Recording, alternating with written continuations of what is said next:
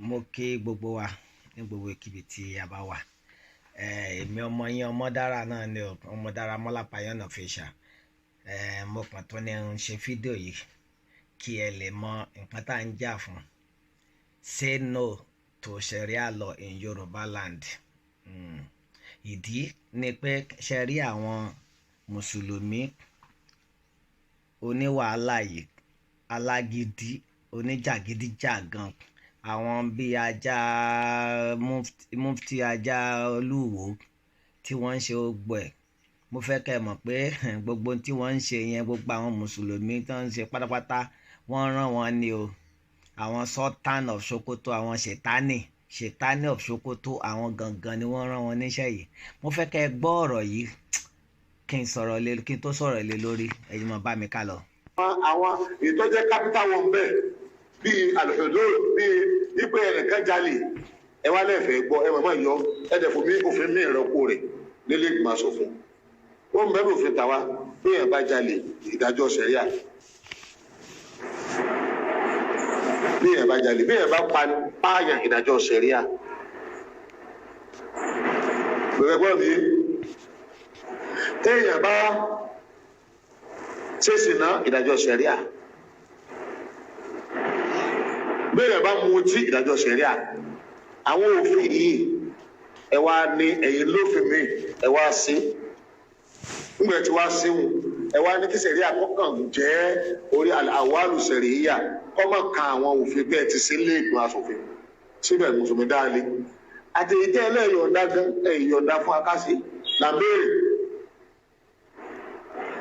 Àtẹ̀yìntẹ́ ẹlẹ́yọ̀ọ̀dá tẹ́lẹ̀ ti lófin mi kọ̀sẹ́ ló lè takò yìí. Àsọ. Èyí tí wọ́n ní ẹ̀yọ̀ọ̀dá gangan inú òfin tó ti tó Nàìjíríà. Ó náà láti wọ́n yọ̀ọ̀dá fún wa. Ilé ẹjọ́ sẹ̀ríà wà tọ́jú ẹbí kọmitì lásán. Tán parí ìjà. Wọ́n kàn ní ẹbá ní fún lọ́tọ́rìtì lásán ni. Láti ọdún ṣe èyí tó bá ti lè gbá òfin state àbò lè gbá òfin federal wọn èdè bẹ̀rẹ̀ rẹ̀ tí wọ́n ti máa kójú wa ní constitution kò possible. Nígbà wọ́n lágèrè ẹ̀yẹ ṣé kò sófin Nàìjíríà tó yàtọ̀ sí gígérí ẹgbẹ́ mi sì àbíkílẹ̀ tó àbígérí ẹ̀yẹ ẹ̀ má pààyàn wọ́n lè gé orí ẹ̀ lórí wọ́n gbọ́dọ̀ pàwọn náà. Ṣùgbọ́n Nàìjíríà ti sọ bóun ó sì máa ṣe pẹ̀lẹ́ tó bá pààyàn kọ̀ wá lójú bẹ́ẹ̀ ló ṣẹ̀ríà síbẹ̀ mùsùlùmí ò béèrè yìí òun tó béèrè ní pé àwọn ibi tí wọ́n yọ̀ǹda fún akásíkíní o ká lò tí ọ̀jẹ̀ máa àwọn ètò contradict òfin tí wọ́n ti gbé lẹ̀ Nàìjíríà. Síbẹ̀ múra sí a igbe bó la ṣe lè lò ó ṣùgbọ́n àgbọ̀dọ̀ pé ogún ìkúra ṣe wíwọ́ àgbọ̀dọ̀ jókòó rẹ̀ ìdílé nìkan wà máa sọ pé gbogbo ẹni tó bá ti wá gbórí ìjókòó nkalẹ̀ wọ́n yà lọ pa ìjókòó rẹ̀ o pàkínní rẹ̀ tẹ́ ẹ bá parẹ́ ní mùsùlùmí lóògùn state lẹ́kìtì lọ́yọ̀ state lọ́sùn state lẹ́yìn ìwé àtẹ́báríkà ẹ̀wà tẹ́ ẹ bá parẹ́ ẹ̀dínkìbìrì. Kò sí kájọ́ ṣe fún yín wọ́n á bí gómìnà dá ọ̀pọ̀lọpọ̀ fún yín wọ́n á bí dá ọ̀pọ̀lọpọ̀ ẹni kó tẹ́ ẹ̀ ọ̀pọ̀lọpọ̀ fún yín.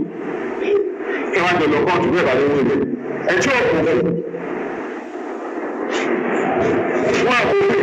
wọ́n bí àdáyà ọgbà yẹn dá ó sì kẹta fún yín lórí fẹ́ǹsì tó bá sì kẹta fún yín ẹgbẹ́ lọ sílé ẹjọ́ àwọn tó sì rẹ́ẹ̀dì láti sọpọ́ọ̀tì yín láti gbé fún wọn sílé ẹjọ́ ẹni wúlò àgbègbè lọ́jọ́ ẹjọ́ àdéhùn èyí torí ẹ̀ bá kó òfin tí ẹni kó wà nípa tó jẹ́rẹ̀ jìyà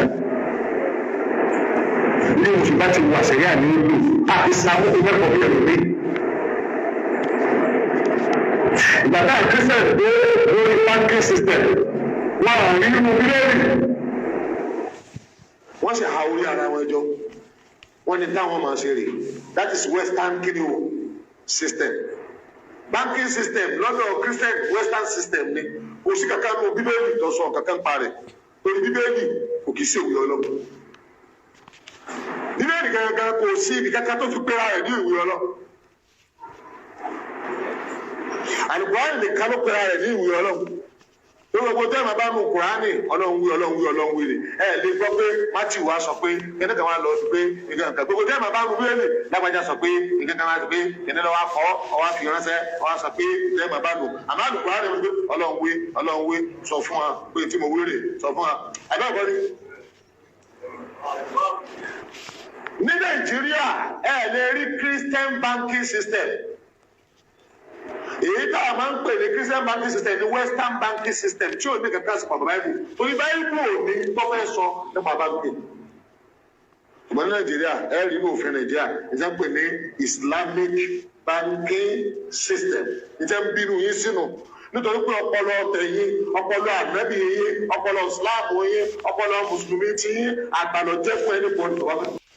Ṣẹ̀rí ò lè wọ́ọ̀kì ní ọ̀dọ̀ tiwa torí pé general language wa tá à ń sọ èdè tọ́lọ̀ fún wa láti bẹ̀rẹ̀ òun náà ni ìran Yorùbá tá a máa sọ pé ìran Yorùbá ẹ̀sìn mẹ́ta ló wà nínú ẹ̀ ẹ̀sìn tá a kọ́kọ́ bá òun náà ni ẹ̀sìn ìṣẹ̀ǹṣe kí Kristẹni tó dé nígbà tí Kristẹni ti dé òun náà bí ọmọ ó tún bí Islam so ní báyìí lónìí nílẹ̀ Yorùbá a ní 27 million population Kristẹni a dẹ̀ ní 23 million population Muslim a dẹ̀ ní 10 million population oníṣẹ̀ǹṣe so ní gbogbo àpapọ̀ ọba tó wà nílẹ̀ Yorùbá lónìí a rí 972 ọba aládé tó wà nílẹ̀ Yorùbá so tábà ní ká gbèsè ẹ̀rí àwọ̀ yóò contradict nǹkan tá à ń bá bọ̀ tẹ́lẹ̀ nínú òfin tiwa àwa tá a wà ní South West a mọ̀ pé àwọn kan sọdún eégún àwa tá a wà ní South West a mọ̀ pé àwọn kan sọdún Christmas tán sí ọdún àjíǹde àwa tá a wà ní South West a mọ̀ pé àwa kan sọdún Ramadan àti ọdún Iléyá so tí àwa kan bá wá decide lọ́dọ̀ tiwa pé sẹ̀ríà o afẹ́mọ́ olóró tiwa nílẹ̀ Yorùbá so ó túmọ̀ sí pé sẹ̀ríà mi ni pé obìnrin tí ń borí tí ò borí a máa bàjá ibi tí wọ́n bá ti mu ọtí nílẹ̀ Yorùbá sẹ̀ríà ó máa takò ẹbí àwọn tó bá ń ṣe oríṣiríṣi nǹkan sẹ̀ríà ó máa takò sẹ̀ríà dẹ̀ ní àwa tí ilẹ̀ Yorùbá ò lè gba irú nǹkan báyẹn kò lè wọ́ọ̀kì lọ́dọ̀ tiwa tòun tí òfin lè wọ́ọ̀kì ni pé ibi tó ti ń ta ọtí ní bíwúrì lẹ́kọ̀ọ́ owó tó ń gba pa níbi bíwúrì yẹn òun náà wọ́n fáwọn nọ́ọ̀tì tá à ń sọ pé àwọn ò fẹ́ sẹ̀ríà so ilé aṣẹ́wó ní hòtẹ́ẹ̀lì owó tó ń pa ń bẹ̀ òun náà wọ́n fáwọn nọ́ọ̀tì náà lójú kó dùn fún wa fún pẹ̀lú nǹkan tí President Tinubu ṣe lérí ọ̀rọ̀ reform bill lérí ọ̀rọ̀ owó pé ntí kálukú bá ń pa ní stéètì ẹ̀ náà nìkan mọ̀ fi tún stéètì yìí ṣe so therefore sẹ̀ríà nílẹ̀ Yorùbá kò lè wọ́ọ̀kì lọ́dọ̀ wa tá a bá fẹ́ dá ogun sílẹ̀ torí pé tí ó fi dógun sílẹ̀ mẹ́rin pé kéèyàn ọmọ lọ títí ní sìnkọ́ wọ níkà kẹwàá gbé kẹ́yìn pé ẹ̀yin Mùsùlùmù pé ẹ máa nà ní blálà torí pé kò sí sẹ̀ríà Ìsìlámù so ẹ pé ó ti di ìjálẹ̀ so nígbà tó pé bóyá population àwa tá a jẹ́ Mùsùlùmù àwa la dominate gbogbo ilẹ̀ Yorùbá so Christian wà ń bẹ Mùsùlùmù wà ń bẹ ẹlẹ́sìn àbáláyé wà ń bẹ ẹlẹ́sìn àbáláyé sì ní òun ní àkọ́kọ́ ẹ̀sìn tọkọ wà ń lẹ̀ Yorùbá kó tó di pé Mùsùlùmù dé kó tó di pé Christian dé so nípa ọ̀rọ̀ yẹn nípa ọ̀rọ̀ sẹ̀ríà kò lè wọ́ọ̀kì ní South West torí pé àkìsípà wà nìkan la jẹ́ ẹlẹ́sìn so àwọn kan tó fẹ́ máa ṣe nínú ẹ̀sìn sẹ̀ríà táwọn sọ ni pé wọ́n kọ́kọ́ fẹ́ tì bọ̀ ẹ pé agenda àwọn nọ́ọ̀tì ni kí ni wọ́n fẹ́ tì bọ̀ ni pé wọ́n kọ́kọ́ sọ pé ẹ máa dájọ́ ọkọ àti ìyàwó wọ́n tàn wá ní o wọ́n ní ẹ máa dájọ́ ọkọ àti ìyàwó nínú sẹ̀ríà lẹ́yìn rẹ̀ ẹ tó bá fẹ́ pín ogún nílànà mùsùlùmí ẹ máa dájọ́ tó bàbá tó wá bí ọmọ nílẹ̀ Yorùbá ìdílé kan àárí mùsùlùmí bẹ́ẹ̀ àárí kìrìsìtẹ́nì àárí ẹlẹ́sìn àbáláyé so tí bàbá bá bí ọmọ tó jẹ́ mùsùlùmí tọ́mọ ẹ padà wá lọ ya kìrìsìtẹ́nì so ilẹ̀ Yorùbá lọ́dọ̀ tiwa àá ní ká pín ogún fún un but àwọn wa tán bá ní kó lo sẹ̀ríà ò ní pé ó ti tako ẹ̀sìn Ìsìlámù pé nígbà tó ti lè kúrò ní mùsùlùmí tó ti di kìrìsìtẹ́nì ẹ̀ kò lẹ́tà àti pín ogún so tán bá gbérú ọmọ bẹ́ẹ̀ lọ sí court sẹ̀ríà mọ̀ sọ pé kò lẹ́tà àti pín ogún nílẹ̀ Yorùbá ọmọ rẹ̀ ya kìrìsìtẹ́nì ọmọ rẹ̀ ya mùsùlùmí wàá pín ogún fún nọ́mà ni so sẹ̀ríà ńkọ́ kò lè wọ́ọ̀kì nílẹ̀ Yorùbá ò tá a bá fẹ́ dá ogún sílẹ̀. Abiodun in Abeokuta in Ogun State, he also issued a threat and said there was nothing like Sharia. And of course, we'd like to say that we will continue to press for the Sharia panels. The Sharia panels in existence will not close. And any attempts to close them will be a declaration of war on Muslims. And of course, it is an invitation to chaos. In particular, we have Yoruba nation activists threatening Muslim leaders in Yoruba land. But the Yoruba Muslims in the southern part of the country have nothing to rely on. They have the magistrate courts, high courts, Courts of Appeal, and the Supreme Court. Then there is Sharia law, which is already in operation in the north. Then there is customary law, which is all over the federation, throughout Nigeria. The common law, which operates, through which we operate the magistrate, high court, appeal court, and the Supreme Court, is suitable for Christians. And the Christians enjoy it. And because of that, they have not asked for any other thing. Because common law, which is not so common, is Christian law. The Muslims in the north enjoy Sharia. But the Yoruba Muslims, or Muslims in the southern part of the country, have nothing to rely on. They are robbed, they are denied, they are deprived, they are oppressed. And it is irresponsibility on the part of the chief executives of the states in Yoruba land to come out openly to declare that Muslims want to establish Sharia courts. There was no such information. But because they want to track the Muslims, they started like somebody like Makinde here, the governor of Oyo State, somebody like Abiodun in Abeokuta in Ogun State. He also issued a threat and said there was nothing like Sharia. And of course, we'd like to say that we will continue to press for the Sharia panels. The Sharia panels in existence will not close. And any attempts to close them will be a declaration of war on Muslims. Because we hold those Sharia panels inside mosques. We don't use government courts. They are not courts. If they insist on being ignorant, then we will insist on our rights. Arbitration is our right. And from it, we will move on to the court per se, because Sharia court is actually our right. We are begging the question when we ask only for Sharia panel. It is because of peace in this part of the country. Mo jẹ́ kẹ́sìn ọ̀sọ̀ wá dọ̀tá. Ṣé bógun ẹ̀sìn ní kánlẹ̀kùn gbọ̀ngbọ̀n yín? Bó o la fẹ́ ṣe? Ẹ̀jọ̀ ẹ̀jẹ̀ ń fẹ́ lẹ́yìn bá ẹ̀yin Mùsùlùmí sọ̀rọ̀. Kábíyèsí bàbá. Wọ́n nílò ọ̀rọ̀ sà. Àti ọmọ létí iṣẹ́. Ẹ gbọ́. Àwa ò pé ẹ mọ́ ṣẹ̀sìn yín. Àmọ́ ẹni tí ó bá fi ọ̀rọ̀ àná kọ́gbọ́n, òun ni wọ́n fọ̀rọ̀ rẹ̀ kọ́gbọ́n lónìí. Ogun Uthman Fodio ọjọ́un tá a ṣẹ́ ní Òṣogbo. Ẹ ti fẹ́ gbé ìdìde, wọ́n ti ń wọlé sí yín lára. Ẹ̀dẹ̀ fúra. Ẹ má jẹ́ kí ẹ̀sìn ó múmú láyà yín jí lọ ẹ bàbá yín lọ. Ẹ dákun gbogbo ẹ̀yin Mùsùlùmí ẹ gbọ́ òótọ́ ìlẹ́nu mi lónìí. Fúlàní ò mọ̀ ní Mùsùlùmí. Bẹ́ẹ̀. Ẹ jẹ́ ń lo èdè yín torí bẹ́ẹ̀ lèmi náà ti ń bọ̀. Nasiru ló kọ mi mìíràn láyé Wàfátì Kọ̀ríbù. Nasiru mìíràn láyé Wàfátì Kọ̀ríbù. Bàbá bí ogun ẹ̀sìn bá wọlé Yorùbá lónìí. Kí wọ́n ọmọ Yorùbá kí láwà ní ìrẹ́ ó tóbi tó báyìí. Wọn ò ní wú ọ lẹ́ẹ̀mejì kí wọ́n tó fi dà sọ orí kalẹ̀ lọ́rùn rẹ̀. tó kù nílùú Mọ́kà lọ sí Mọ̀dínà. Ṣé mọ̀ pé ńgbà tí ó kọ́kọ́ bẹ̀rẹ̀ ìjọsìn gẹ́gẹ́ bí wáàsí tí wọ́n ṣe fún wa, ìtàn tí wọ́n kọ́ fún wa, wọn ò gbà ti Ànábì Muhammad sallallahu alaihi wasallam. Ó wá jáde kúrò nínú ìlú àpẹ láwọn díẹ̀ tó tẹ̀lé wọn jọ lọ. Ìgbà tán máa padà dé, ẹ mọ̀ pé wọ́n pọ̀ tán fi wọlé wá ni o. Ìgbà tán wá pọ̀ tán wọlé wá yẹn, àwọn yẹn wá rí pé wọ́n ti pọ̀ o, bóyá nítorí ẹ̀ wọn ò lè kojú wọn kán jà má bí kankan bẹ́ẹ̀. Ẹni kálukú wa ń ṣe kínní nítorí wọ́n mọ̀ pé ilé bá bọ́mọ ni, ilé bá bọ́mọ kì í dẹ̀ ń bọ́mọ lẹ́rù. But ẹni kálukú ń ṣe ti àwọn oníṣẹ̀ṣe yẹn ń ṣe ti wọn ń ṣe bọ́ wọn ń bẹ̀, àbí àwọn tí Mùsùlùmí náà tó tẹ̀lé Ànábì Muhammad sallallahu alaihi wasallam àwọn náà ń ṣe ti wọn. Ẹjọ́ náà yẹn ní mímọ̀ àtẹ̀yìn àáfàá ṣẹ́ẹ̀kì wa gbogbo yín tí wọ́n ti fi ẹ̀sìn bò lójú àtẹ̀yìn tó jẹ́ ní mímọ̀ tó jẹ́ pé mọ́ tó ń lọ, ẹjọ́ ẹ bá wa kọ́mẹ́ǹtì sí.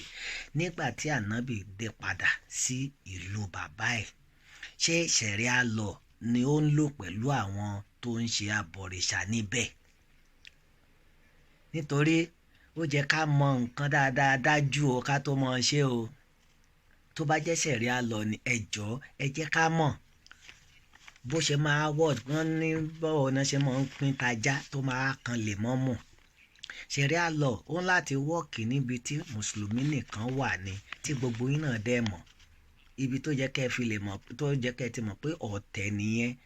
Àwọn Ṣètánì of Sokoto àwọn ni wọ́n wà nídìí gbogbo ọ̀rọ̀ yìí, àwọn náà ń fún Olúwo lówó, àwọn náà ń gbówó kalẹ̀ fún wọn, gbogbo àwọn múríkì tẹ́ẹ̀ni tí gbogbo ń sọ yẹn. Ẹgbọ́n nǹkan tí ìmọ̀ọ́mù ilẹ̀ Yorùbá land sọ, ẹ̀yà mẹ́ta ló wà àbí ẹ̀sìn mẹ́ta ló wà ní ilẹ̀ Yorùbá tí lọ́ọ̀yìn ò dẹ̀ lè bọ́ra wọn mu, sẹ̀rí àtẹ̀ǹsọ yìí kò lè bá wa mu.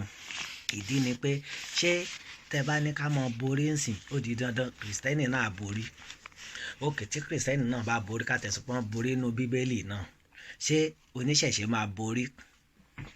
Ṣé kìrìsìtẹ́nì àbáyé ń ṣe ẹlẹ́hà? Ṣé oníṣẹ̀ṣe náà àbáyé ń ṣe ẹlẹ́hà? Ó yá gbogbo pé ẹ fẹ́ márì, ẹ fẹ́ fẹ́ra yín, ẹ fẹ́ fẹ́ ọkọ ní ṣùlọ́kà, ẹ fẹ́ fẹ́yàwó ní ṣùlọ́kà náà, ṣé inú mọ́ṣáláṣí ni wọ́n á ti mọ́ ọ lọ ṣe?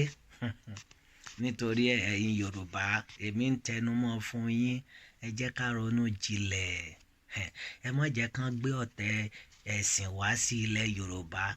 Èyí tó wà gan àti ìbàjà tán, gẹ́gẹ́ bí àwọn òwe bàbá wa wọ́n ní òun bá sálà kọjá ò tí ì wín ni ẹ̀ o tún ránṣẹ́ pé dẹ́dẹ́ bí aró.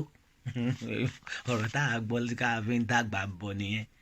Ẹ rí báyẹn sìn, ẹ jẹ́ ká jà fún ìran wa ilẹ̀ Yorùbá. Ṣẹ̀ríà law kò lè ṣẹlẹ̀, kò gbọ́dọ̀ ṣẹlẹ̀, nítorí ẹ̀ ogun ló máa dá sílẹ̀, kó dẹ̀ mọ́ di pé à ń para wa. Àwa ń sọ fún yín o, ẹ̀yin àgbààgbà mùsùlùmí, ẹ̀yin àgbààgbà ilẹ̀ Yorùbá àtolórí ilẹ̀ Yorùbá náà orílẹ̀, àmọ́ mo tẹ̀ mọ́ pé olórí ń tiẹ̀ náà kò sí ètò kan bóun ṣe tún fẹ́ ṣe ọdún míì. Alẹ́ mi sì ń sọ fún yín sẹ́, bàbá yẹn tó wà lórí oyè tán bá ní kó ṣe 20 years ńbẹ̀ kéèyàn 1 million kú, kò sí ni bàbá máa ṣe, nítorí mission tó ń bá lọ òun fẹ́ wà ń bẹ̀ for life tá a fi kú ni. Tó bá rọ́nà ṣe á ṣe, òun nìkan á tún kọ́ gbogbo wọn náà ni, gbogbo àwọn tẹ́ ń wo Sanwó-Olú, Mákindé, gbogbo wọn tẹ́ ń wò yẹn, gbogbo wọn pátápátá kò sí èyí tó wúlò nu gbogbo wọn. Ẹ̀yin Yorùbá yẹn lẹ́ máa jà fúnra yín o. Èmi á mọ tẹnu mọ́, orúkọ tèmi ò yí padà o. Ọmọ Dáramọ́lá Pàyán of Asia náà ni. Ẹ jọ̀ọ́ bá mi comment, say no to Sharia law in Yorùbá land. Àfẹ́ àdẹ̀fẹ́ náà nìyẹn. Nǹkan tá a bá ti fẹ́ àfẹ́, kò sẹ́ni tó lè fi tipa mú wa. Ẹ rí báyẹn, gbogbo àwọn àgbà ilẹ̀ Yorùbá ẹ dájú ìdààmú kọ wọ́n. Àwọn náà ń balẹ̀ ayé yín jẹ́ nù ilẹ̀ Yorùbá. Ẹ rí gbogbo àwọn Afẹ́nifẹ́ bíi tẹ́yìn wò tẹ́ Yorùbá Afẹ́nifẹ́re ni wọ́n ní wọ́n tẹ̀ nìkan nu wọ́n kú láìpẹ́ yìí. Ẹ rí àwọn kan wàásù, wọ́n sọ pé ẹni tó bá kú wọn nídìí kan tó máa ṣe kinní kan àdúrà báwo ni. Àwọn bàbá tó bí àwọn tán inú ọ̀rọ̀ táwa bá lẹ̀ ni pé ẹni tó bá kú tó bá ṣe aburú, wọ́n á sọ pé àkúntúkú ẹ̀ lọ́nà ọ̀run ni. Ó ṣe jẹ́ nìyẹn. Gbogbo yín dẹ̀ ni gbogbo yín pátápátá àwọn ọmọ yín lẹ̀ ń ṣe bá wa bá gbogbo wọn. Àwọn ọmọ yín bẹ́ẹ̀ mi ò mọ̀ mọ́ àwọn tó mọ̀ wọ́n mọ̀ wọ́n, ẹ̀sìn yín wọ́n á padà ṣe. Tó bá jẹ́ pé àwọn bàbá yìí ti jà fẹ́tọ̀ wọn ni, ṣèbí rò ní àmọ́ tún fàdúrà ràn lọ́wọ́. Èmi ò lè fàdúrà ràn lọ́wọ́ o. Ó bá dọ̀hùn kò mọ̀ lọ fèsì wárántì ẹ̀, kò ṣe dáadáa. Bó dẹ̀ wù kó wọ paradise lọ́ọ̀kì tiẹ̀ ní kò kàn mí. But pé nǹkan tó ṣe fúnran mi, ìyẹn kò sí èyí tó kàn mí. Ibi tó bá wù ó wà, ibi tó bá wù kó bá já sí, bó ṣe jẹ́ ní ẹ̀yin àgbààgbà tó kù ẹ múra. Bá ṣe máa mọ sọ lẹ́yìn tẹ́yìn náà bá lọ tán nìyẹn. Bẹ́ẹ̀mi náà bá lọ bí wọ́n á ṣe sọ náà nìyẹn, nítorí ẹni tó bá ṣe la máa ròyìn. Yorùbá nation no going back. Ẹ̀dẹ̀kú àmójúlọ́nà àbí ìfojúsọ́nà rally tó ń bọ̀. Yorùbá nation ò kú, rally ń bọ̀, mega rally, mega. See you soon. Ẹ máa gbọ́rọ̀ yẹn, máa gbélé gbọ́. Say no to Sharia law. Àfẹ́ àdẹ̀fẹ́ náà nìyẹn. Ó dà.